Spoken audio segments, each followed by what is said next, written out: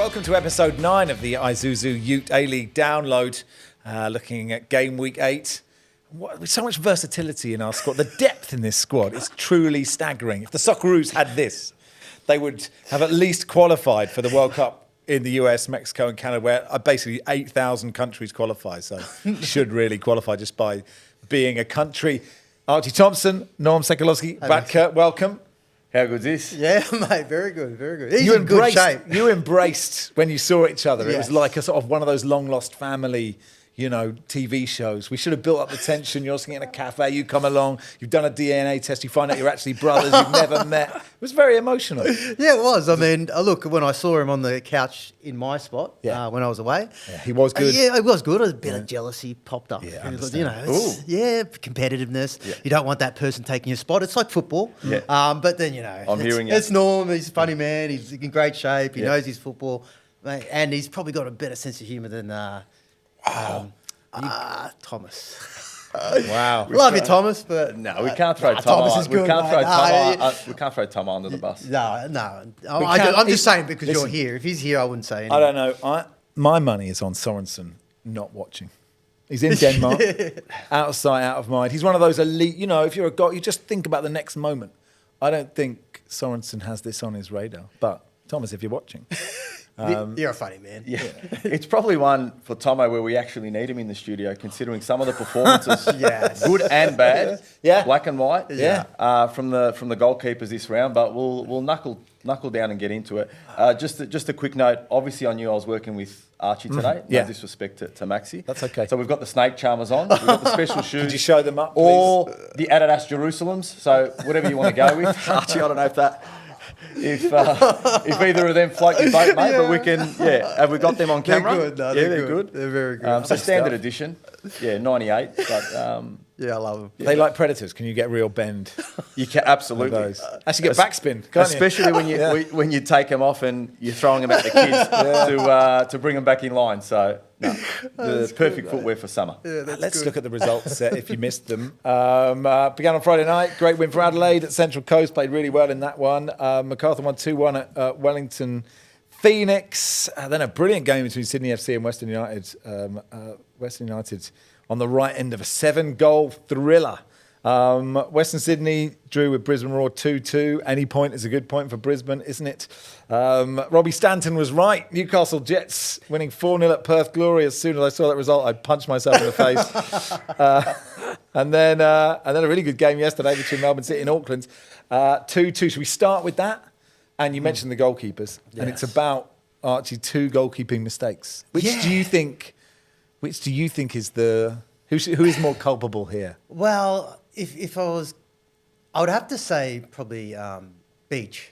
And there was a combination of errors. Maybe you would have to say Nathaniel Atkinson. Did he need to make that challenge late on the game? Lunges, edge of the box. Yeah. Don't need to make that challenge. And you could see from the footage how Aurelio Vidmar was just so angry about that. And I would have been too, because you put your team under pressure. As a goalkeeper, if the ball's coming in at that speed from that angle, mate, just punch it. Just put a punch through it. I don't know what he's doing. He's running at it, trying to catch it. At that speed, it's going to be hard. But then I look at the back pass from Peinecker to Paulson. Paulson's been unbelievable. But if anything, it seemed to speed up a little bit and bounce on. So maybe that's that. So you're saying it's like an aeroplane, that ball. He hit it and it increased in pace, which is hard to do. Bounce, but then maybe he should have got more behind the ball. If you're in front of you, go more behind the ball. I don't know. I'm not a goalkeeper, but but you have controlled the football before. I mean, I think you're in a position to. Well, I think if anything, he probably needs to get behind the ball. If it's going to take a bounce, at least it's going to come off his shin. If you're sort of side on and then the ball goes over and you're not sort of in front of the ball and the goal, then you're probably going to not have that sort of type of error. But it was a big one. Yeah, it was huge. And for me, I'm no keeper coach. I'm no Tomo. I'm no expert. But I think we have to get to a point in the game where we understand that these guys are goalkeepers. They're not footballers. They're not meant to be playing out of the back at every single moment. It's a bit of dinosaur coming in here, back with absolutely no disrespect. We see it at every level, right? We want to turn our goalkeepers into ball-playing centre-backs. And it's just it's not reality. Maybe there will be goalkeepers that are really good with their feet, but we can't expect every goalkeeper to be unbelievable. Sure, right? but this isn't playing out. This is just a ball bobbles, right? This is and he's quite good with his feet, Paul said, actually. He is. Maybe so if I reject your... Maybe if you had the Jerusalem... maybe it's a footwear piece, but really, let's look at it. It's a basic error, right? It's a basic error, and, can he there... I know he's probably got a lot more time to stop the ball and play it out, but can you just launch it as a final third, no risk? Again, he probably had plenty of time to stop that ball and play it. But I'm seeing a lot of overplaying from goalkeepers and even the back four, really, and that's across every league in the world. But anyway, you're just get it to the front, lads. They're the good ones. That was the way you played. No, not quite. But it's, and I'll credit Kenny Lowe for this. One of my ex-coaches at Perth Glory. He used to cut the ground into thirds, and the back third or the defensive third was no risk. The middle third was safety, and then the final third was fantasy. Do whatever you want, right? Go for it. But the game has changed. Yeah. Right? It's evolved. Absolutely, it's evolved. Yeah. But how many goals are we seeing week in, week out? No, I don't disagree with you. Not just in the A-League. Yeah. Let's go to your hometown or your home country. Yeah. And they just keep putting their finger in the blender. It's brilliant. And just butchering it. I sort of think that is just a concentration thing, right, for Paulson. Whereas Beach, again, it's concentration, but it's just the wrong time to turn into a hologram. I agree with you. I just don't know how I don't know what he's doing. Again, not a goalkeeper. Yeah. And it is difficult, and your mistakes, as you can tell, the start of this show and these two things. Yeah. And there were some brilliant goalkeeping performances, you're right, during this weekend. What did you make of the game itself? I thought it was a really great game, and I don't want to throw the old cliche out, but it really was a game of two halves. Like Melbourne City dominated that first half, and probably... and even you can hear the presser after, and we've been in these sort of games. If you don't take your chances or really build on that one goal lead, and a team like Auckland, who were going to be tested in this one because they lost Van Strutton, who I think's been amazing in that midfield. They put a young boy in there. I don't think he was up to speed, and I think that's why they made that change at halftime, because just to wrestle back that midfield, you put Jake Brewer in there, and then you start to control the ball a little bit better. And then they lost Hall, who with Pinnock has been amazing. They just didn't capitalise on their chances. And then a spirited second half from Auckland, and you can understand why they're at the top. They just know how to win. They really dominated City and should have got more out of the game, to be honest. Do you know what? You look at Auckland, and I know it's still early in the season, but you look at that goal in injury time. I don't know, a bit like Leverkusen last season in the Bundesliga. They just kept pulling it out of the bag somehow. And when you just, of course, there's so much more to football than just you get this feeling. But there's something about Auckland this season, right? I don't think they're the best team in the league, right? But they just keep going. And sometimes you just think, it's ours, right? Look, they're riding that wave, and I was looking at Corica's celebration of that goal. And you can see the passion and the energy. It's awesome to see that energy within the team, right, and within the club. And what I love about it is exactly what you just said, Maxi.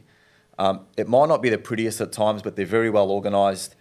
He's got them set up really well, and they just kept going. Like you said, Arch, a game of two halves, right? They come out, slightly pivot from a personnel perspective, and then really probably should get more out of the game.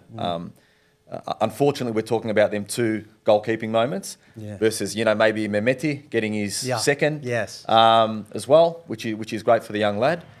But all in all, I think Auckland take that result and just keep building that momentum until Macedonian Orthodox Christmas, when we start to pile into it. Exactly, we're ready really start to rip into them. And I know in Auckland too, right? They're a real tough team. Yeah. Like they're a physical team. There's no, you look at other teams. No nonsense. No nonsense. They've got a couple of young boys all over the A-League, and sometimes you can see that they're young boys' physicality and stuff. They're like, the Auckland boys are men. Like they're strong, they're tough. They are, and I was always going to be worried about how they travel away, but they just. It feels like you want to rip your shirt off. Yeah. Archie. Look at this. But That's the that most makes- alpha moment of the that show makes so it far. Leave the high nipples to me. Yeah. that makes it just tough, though. But they're galvanised, Arch. Yeah. They're galvanised, right? You can see that they're a real unit. And it will be actually interesting to see as they start to go on the road and the playing rosters getting tested, how they react or what that means to their squad. Yeah. Let's go to Sydney FC, Western United. I thought it was a brilliant, maybe game of the season, Archie. Yeah, yes. Definitely a very, very good game. Again and again, though, for Sydney FC, how many times, and surely something's got to happen with that defence, is being caught on the counter. Such a high line, isn't it? 3-3. Man, like it's if it's, I would look at maybe tinkering with that, because it seems to be shooting them in the foot a lot of the times and in a lot of the games, because they lost that game on the weekend because of that. But I like the endeavour of them wanting to win games and really being up in the face of teams and But on the flip side for that, they're losing games because of that lapse in concentration or the easiness of how a team can just put a ball in behind and get them in the counter. But, mate, what a game of football, though. Yeah. Like, goals, excitement, and West United, I didn't pick them at all, mate. No, same. I mean, they've done really, really well. If you look at a couple of their goals and the build-up, especially if you look at the first one, you got Shamoon. There's a couple of 1-2s there. It goes out wide. Walati, I think, slips in. Densaki takes the shot, and then Botic scores. They literally go coast to coast, Arch. Yeah. So for Ufi, it's how can we stop that leak? And again, that's something for him probably to go back and have a look at the drawing board. But it really was for me a game that at home you probably expect Sydney to win quite comfortably. And when they kept coming back, you were like, okay, well, this is it now. You're like, Western are done now. But, I mean, we've got to talk about that Matt Sutton too. Like, I mean, that guy, the goalkeeper. Yeah, Sutton was huge. Well, I think he was BOG for the game. And why not after that performance? And again, Tomo's probably a lot better versed than both of us or Maxi to talk about it. But you think about goalkeepers keeping you in the game and winning your games, that's probably a game where Sutton's won the game for them. Yeah, look, I mean, he made something like 9 saves in the first half, and 4 or 5 of those were really stopping goals. Yeah. Like, I mean, but the football wise, I just thought that both teams were great. Like Western United used their counter, which they needed to against Sydney FC, and then Sydney FC, when they played and created opportunities from these wide areas, getting little balls in behind and cutting it back, and the amount of shots that we're getting. The players were getting off around that 6-yard box. It was really great. And Segicic, I mean... brace. A brace. Yep. Questioned maybe his inclusion with Senna being injured, but just a real entertaining game. It was. Yeah. I enjoyed this tweet from at J_AUFC, who just said, Western United, here are our 76 minutes, attacking changes. Roos comes on, need a goal and sub on Michael Roos, skeleton face. And, this is why you should never tweet during a game. During the one game in the Euros, I can't remember who it was, England was sticking the place out again. And I was like, Kane and Bellingham, they have to be taken off. And then I think Bellingham scored that overhead kick. And then Kane scored. How good is and it got on something called freezing cold takes, right, which has got like 1 million followers. I was like, I still stand by it. Both of them weren't playing very well. But actually, I know that it was easy to get him behind, but that ball's so good. And the finish, and you think in the context of the game and the moment of the game, to have that composure was brilliant. The kid's put his name up in lights. It's a fantastic forward pass. He's still got a good 40 metres to finish that, stays in front of his defender, and then I think just draws the keeper in slightly and a nice little chip to put in the back of the net and seal the game for him. So massive win for Western, right? Like for United, full stop. I think Bozanovsky gets his first goal, which is great. But for me, my man, the tip rat, the original A-League tip rat, Ryan Grant, scores a pretty good header. Yeah, nice header. Right, the cock. What did you call him, sorry? The tip rat. The tip rat. So the A-League's original tip rat used to roll with the mullet, proper mud flap. Yeah. And Adam Peacock put up the A-League Idol. Once upon a time, there was A-League Idol, and I had the privilege of singing "What About Me" in Macedonian, which was awesome, and that apparently was his favourite moment. But there was a Ryan Grant snippet as well of Granny singing, or the Tip Rat, should I say, singing his bit. So it was an awesome header, great delivery, and for me, I'm just happy that the Tip Rat is back in the limelight. For someone who doesn't understand the phrase "the Tip Rat," how would you? Could you just give it some context for me? Well, it could have two contexts, really. Do you want to start with yours? I know, you explain it. So someone that sort of, just lives around the tip and picks up some odds and ends. Right, I'm with you. Or when you've got that the garbage collection out the front, and you got rubbish. They're straight in with the hard rubbish. And then you've got the guy with the trailer that's just cruising down the street, generally before sunset. Yeah, okay. Right, and he's thinking, can I find a few bits and bobs here that can earn me $20-$30 at the Sunday trade market? The car boot sale type thing. There we go. And that's Ryan Grant. Oh, brilliant. I mean, there's no better place than the Tip. We're happy to be here, but we'd all rather be at the Tip, wouldn't there? No better place. Well done to Western United. Do you know what? Something I spotted about Western United, and I felt this with Adelaide as well, is just seeing as the season's progressing, just teams starting to click a bit more in just like, obviously that happens, that when you train and you start coaching and you start getting into the season, that there's just a bit more fluidity to some of the football. And I thought with a couple of the Western United goals, that was it. You mentioned the first goal, even though it didn't finish beautifully, that actually you can see teams starting to get going and improve. And I had the privilege of catching up with Johnny A at a function, and you could see the belief from him as well in understanding that he's got a young squad, but he's nearly there, right? And he's working on things, and he's not far off. And I think that was a really good example. I think the week prior they had MacArthur, and they absolutely played him off the park. Right? They probably should have won that game. So starting to build a window of small momentum, which is really good for them, and hopefully they start to capitalise on that. Baccarat functions. Is that just coming from doing a couple of these shows, and now you're invited to the functions? I'll tell you what, it's a little bit of everything. It's probably that, yes. That's column A. Column B is probably the fashion sense. You start to bring out the snake charmers, and people just gravitate. There's a natural... You've got that magnetism. Aura, call it. No, you call it so aura. Whatever. You're absolutely right. Okay. What was the function? What was the function? I'm going to keep that in-house. All right, okay. I'll zip it up in the pocket. Absolutely. What you and John Aloisi get up to in your own time is none of my business. Just for legal purposes. I understand. Yeah. No, that's absolutely right. Let's go then to Perth Glory, Newcastle Jets. Look, we have to credit Newcastle for a little bit before we start another dissection of Perth Glory. Because, Robbie Stanton came out and he had that ridiculous rant, which some people agreed with and some people didn't, depending if you're over 90 or under 90. But look, it's kind of worked, hasn't it? It's kind of worked. It's only Perth. So, who knows? They could have still been garbage. But, he got a reaction, which is what he wanted. Well, look, I don't want to be too harsh on Perth because they really are a team that's struggling. And it's good how long we spent crediting Newcastle there, which was naught seconds. But this, fair enough. But this just shows how bad Perth, I think, really is. I mean, and look, as a player, you don't go out there to try and lose games. You want to win everything you can. But for me, it really looks like a training session where you have a starting 11, and that's your starting 11, and then you have your reserve players. And your reserve players are the ones that shadow the first team, and your first team gets into patterns of play, passing, and what you're going to implement in the game. And that pretty much is Perth Glory. They're a team that's set up to give the opposition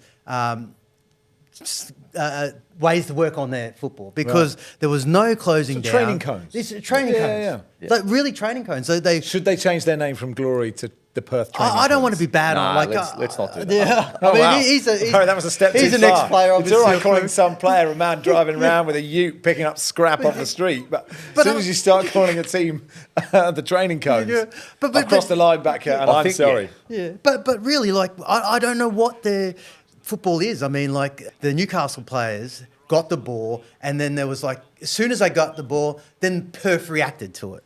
As soon as Perth reacted, there was no sort of trying to get there and trying to anticipate anything. It was like the ball got there, they tried to close down, then it got passed, and they would, like it was like this. It was just no one was laying a tackle on, no one was in anyone's face, and I mean they score a goal, and then again same thing. They concede one, they concede three, and then the game was already pretty much done at half time, and I think you alluded to a bit of commentary that Grace Gill...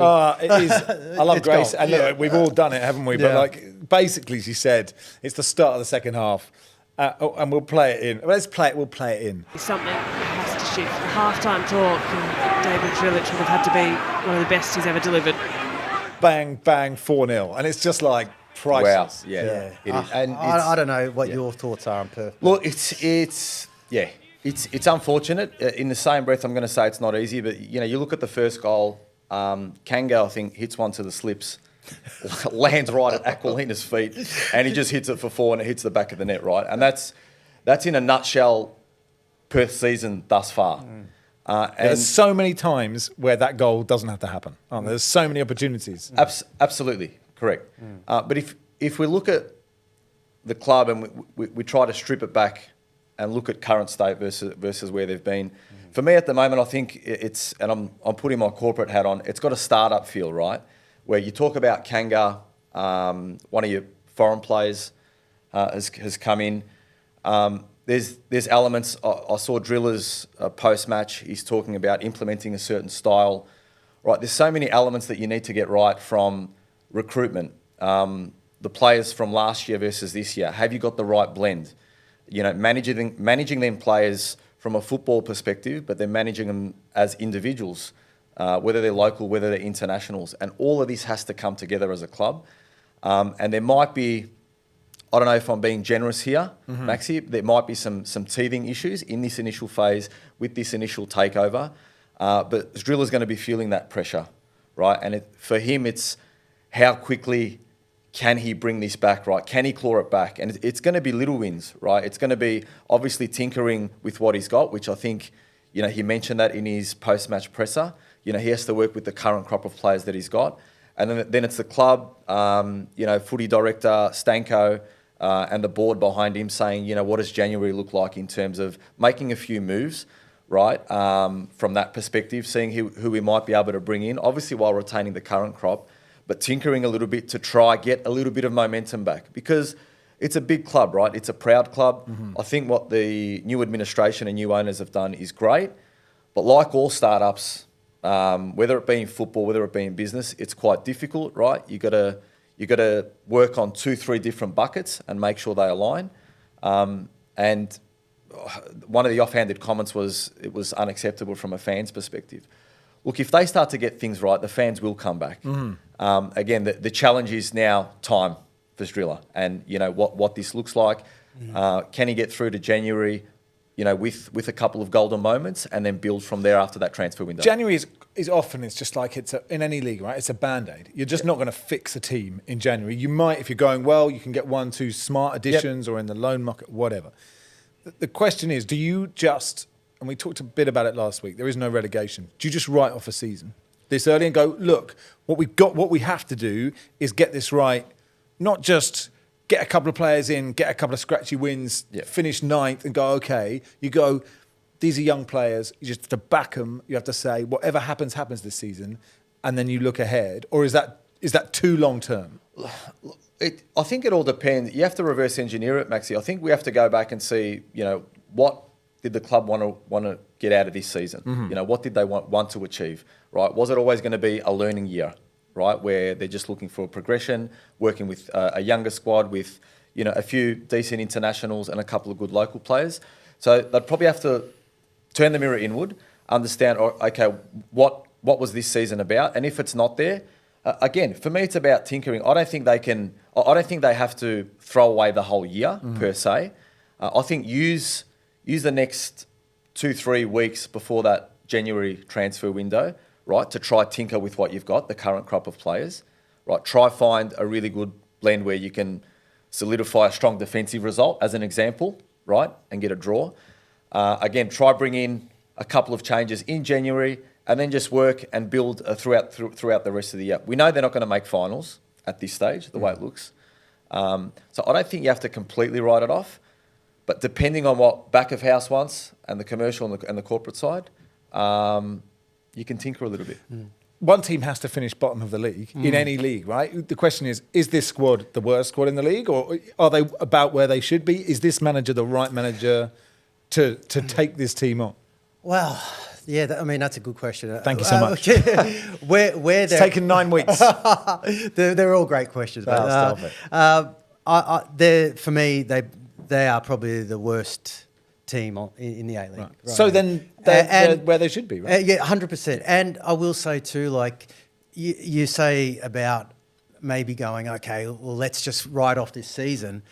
But who are you saying that to? You got to remember that the fans are the ones that got to be coming to the game and trying to say to them, hey guys, we're going to lose every week, but we want you to still come because there's a bigger thing happen at the end of the line.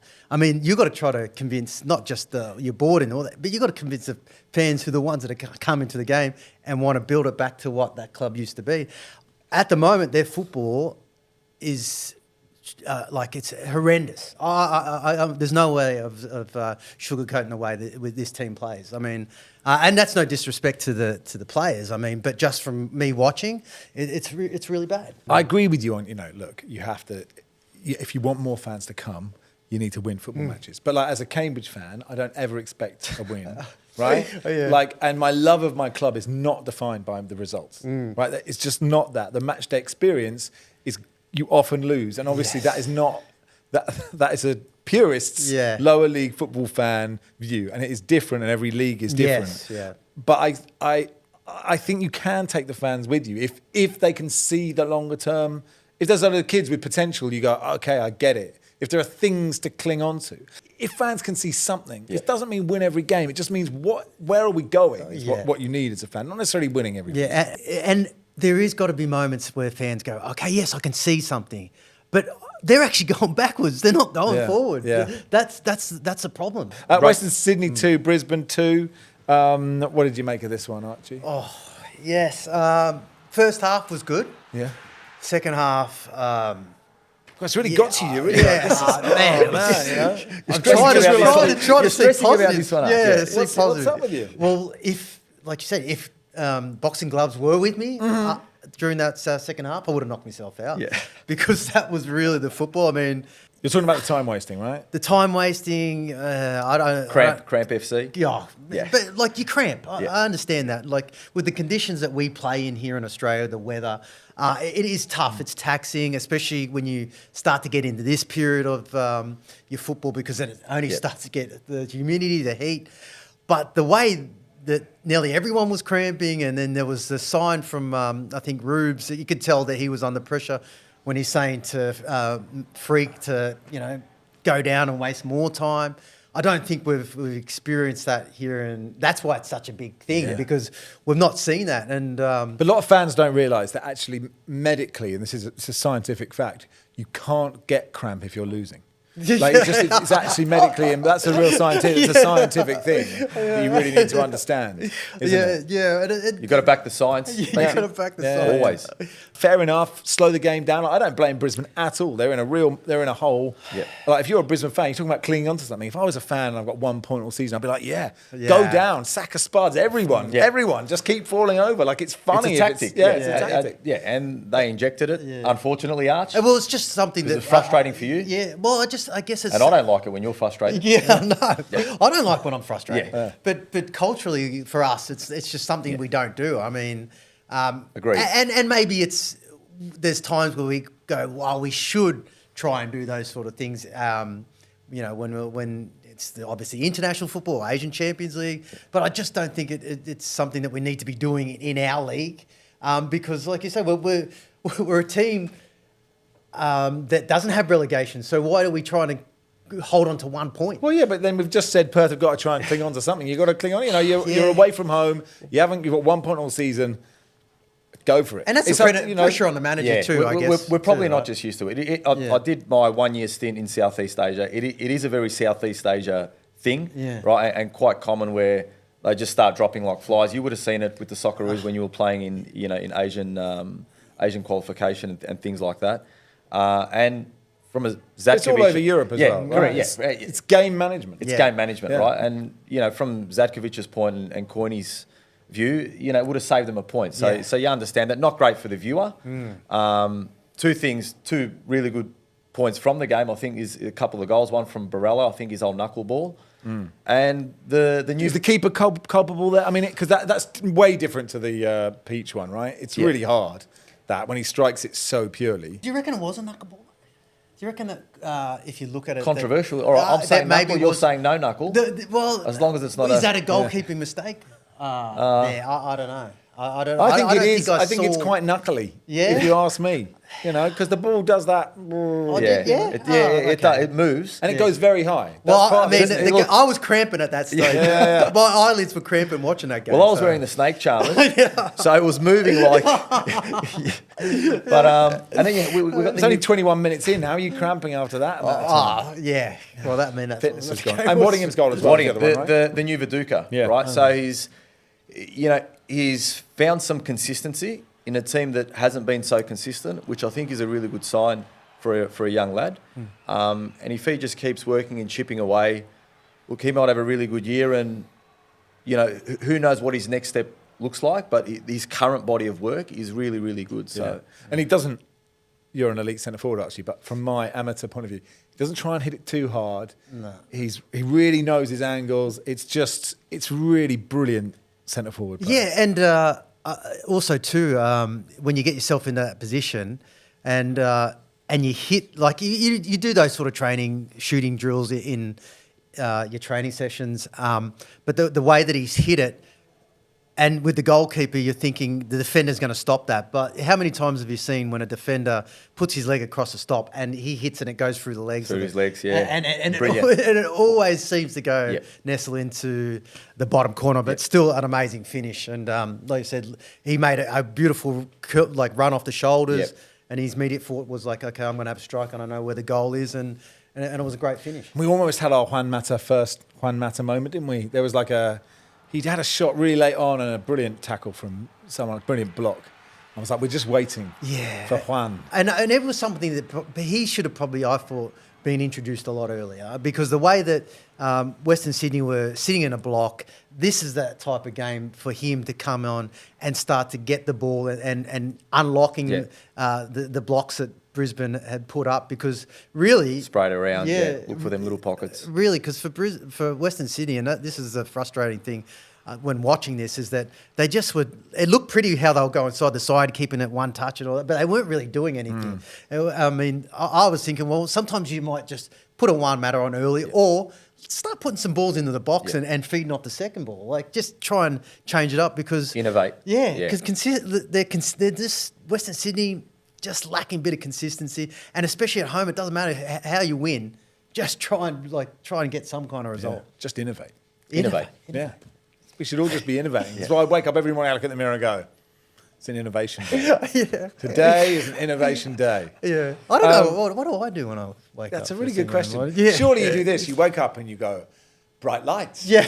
Daylight, clouds, sun. I'm alive. It's me, Archie Thompson. I'll advertise anything you want. I'm the face of sausages. He is the face of everything, isn't he? He's everywhere. Very well. He's doing very well. He is the Roy Kent of the media industry. What a guy. And you know who Roy Kent is now? No, I don't know what you're talking about. Yeah, who's Did we talk about him last time you were on? We did. Oh, yeah. Who was he then? Clearly that didn't land. I'm a busy guy. I'm a busy guy. That's it. Ted Lasso. I haven't got time for that. Do yourself a favour. The trouble is, right, we're stuck on the episode of The Bear where Sugar is giving birth, but because my wife's so heavily pregnant, she doesn't want to watch a birthing scene, so we can't get past it. You just mentioned something, but we're going to leave it for the next episode. Bear. Yeah. My great-grandfather wrestled a bear and saved his village. But that's not for this show. Who doesn't have a Macedonian granddad who wrestled a bear to save his village? You all right, Archie? Still with us? Right, it's good. It's good. Let's go to Adelaide's win in Central Coast 4-0. I'm not sure what's up with the Mariners, but I thought they were great, Adelaide. And actually, like the Archie Goodwin, he had a great game. Lovely move for the first goal. They really clicked. Adelaide. Great finish. Great movement as well. I really love the KGB aspect of this, and I don't know if it's the right Secret Service agency, but I'm going KGB. Right. that they're flying under the radar. Got it. But really, really, because no one's heard of the KGB. don't know. We're a bit sensitive in Australia, right? I mean, the Australian Secret Service, that's under the radar. Do you even have one? We do. I know what they're called. Exactly. ASIO, they are under the radar, aren't they? Oh, God. There's no Australian spy movies. Yeah. No, that's there isn't. because they are so good. They're so stealthy. They're so you good. just don't know. They're so good. We could do this all day. Yeah, literally. The Adelaide fans are like, seriously. Yeah. It's been 40 minutes to get to us, and danger. you've gone down bear wrestling and spies. Yeah, but you mentioned Goodwin, and then I think he plays a role in, I think the third goal as well. Yeah. I've written Goodwin does really well. So there you are. He does really well. Zach Clark plays it across, and Mork finishes. They just looked comfortable, Arch, for me, at Maxi. They looked really good. Are they flying under the radar? No, I don't think they're flying under the radar. They've got a really good young squad. They're dangerous moving forward. Sorry, I thought you said they were flying under the radar to start with, and now you say they're not. No, I flying think under the radar. everyone else was working on that theme. That, they're flying under the radar. But they're not, because your radar is spot on. Yeah, spot on. So they're on your radar. No, for me, they're not flying under the radar. Carl Viet has really got them set up well. What I really love is what they've done, again, from a commercial aspect, they've noticed these kids that are going to give them longevity, and I understand there's a commercial side ongoing, if and when they sell these players, but there's a commitment of 3-year, 4-year contracts, really backing their players and their youth in, which is, I think, smart business, and I think paying off dividends, for now anyway, in this first third of the season.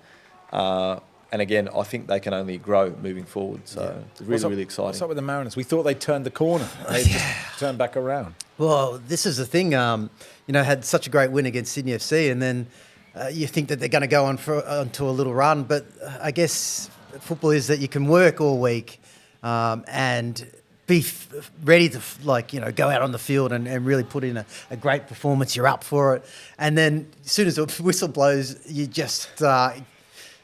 You can't understand where that performance comes from. I mean, I thought Adelaide were really great, but Central Coast were just really flat. They just didn't seem in that game at all. We did see early on, I think it was maybe the first game of the season, where Adelaide played Central Coast. Adelaide just dominated first half. Central Coast made some tinker to the formation, and that worked. I think he tried to do the same thing. It didn't work. It looked like that Adelaide were ready for that. But you're right. Some of these younger players, Aligic, I keep saying week in, week out. Aligic was good. Fantastic. Great kid. Can't go past the record breaker for Adelaide United, Isais. I mean, the guy's 37 years old. Yeah, goes right back into the middle of the park, and he was just instrumental, dictating the speed and the pace, quality on the ball. And then you've got the speed up front with, I thought, Zach Clough again, like you said, amazing. Yeah.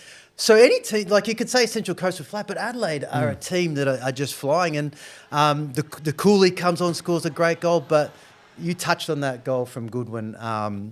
Understand why he's starting, because he wins the ball in the middle of the park, spins, and the acceleration. Keep going. Mate, keeps going, Arch. Against Brian Celtic, who's someone that can, there was a number of times where he's actually... beat him for speed and pace, which is not something that's easily done. Easily done, yep. But I watched his run. He gave it, took off, paused a little bit because he could see that the ball was getting out there, and he timed his run perfectly. Bang! Put on the afterburners again, get to the near post and gets it in. Understand why. We did talk about Luka Jovanovic and them two tussling it out for that number 9. Spot. Yeah. But all-round player. Good one, because, like you say, he nicks that ball, sets it up, and Zach, Mork. They're just a team that are full of confidence, and they've got a big match Friday against Sydney FC. Great opportunity to really maybe go top before the other boys play. All right, let's round it off with MacArthur's win in Wellington. I want to talk about Philip Curto. We started the show with goalkeepers.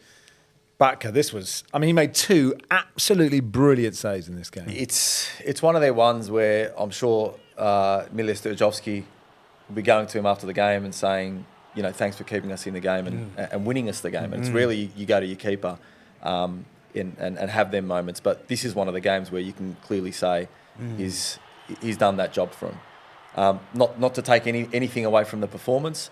I think they played really well. Tactically, Milja played it perfectly. Although Chiefy would have been happy with the Batman and Robin of the A-League, the two boys combining, what a fantastic goal that was. Yeah, I love it. Right, with So nice. with Rojas and Barbarouses. Who would you say was Batman and who was Robin? Barbarouses is Batman. Well, you He's got to played, be. yeah. I think Rojas has got more to him than Robin. Depends which iteration of Batman we're talking. Yeah. Because as it went on, Robin got more... Yeah, he's good. Became a bigger central He character. did. If you think about the Adam West days, Yeah. Robin's a bit of a joke. And I don't think Rojas is a joke. No, mate. So I think we're talking He ain't a about... joke, no. We're No, talking about absolutely. late stage Batman, Yeah. sort of 90s Batman, that kind of era, then I think we're starting We're to on. see that. We're on. we're on. Yeah. No, and for me, that play was beautiful. Something that would have brought a smile, I'm sure, to Chiefy's face. But again, I think Mille played it beautifully, tactically. Really good goal by Bosniak. I think his first goal as Yeah. well. Great football. Yeah, It's great it was football. great footy. And he leaves Wellington with the 3 points. So massive win for MacArthur. Yeah. And like Curto, one save was at 1-0, I think, and then one was Barbarouses, Yes. wasn't it, at 1-1? Yeah. Point blank. Oh, man. mate, it was huge. He just made himself really big. It was an unbelievable ball from Sam Sutton. Costa, if he opens his body up and kind of just goes to the right post. But, I mean, it was still an amazing save. And you're right, the way that MacArthur set up. The first points they've got away from home at Wellington. So, I mean, Huge. it That's is massive. massive. It is massive. So, who knows, like you said, Mille set that team up really well. All right. Pretty much done. Got the Melbourne Derby, and we've got Brisbane Roar versus Perth Glory next weekend. I can't wait for that. I can't wait. That's going to be a good That's game. The Yeah, bear story. I'm more excited about the bear story than Listen, the actual game. it'll so. come. You can't push these Mate, things. it's You can't push these things. Cold. Yeah. You know, we'll All in due course. you're absolutely right. Yeah. Thank you, Archie. Thanks, mate. Thanks, Batka. No, pleasure.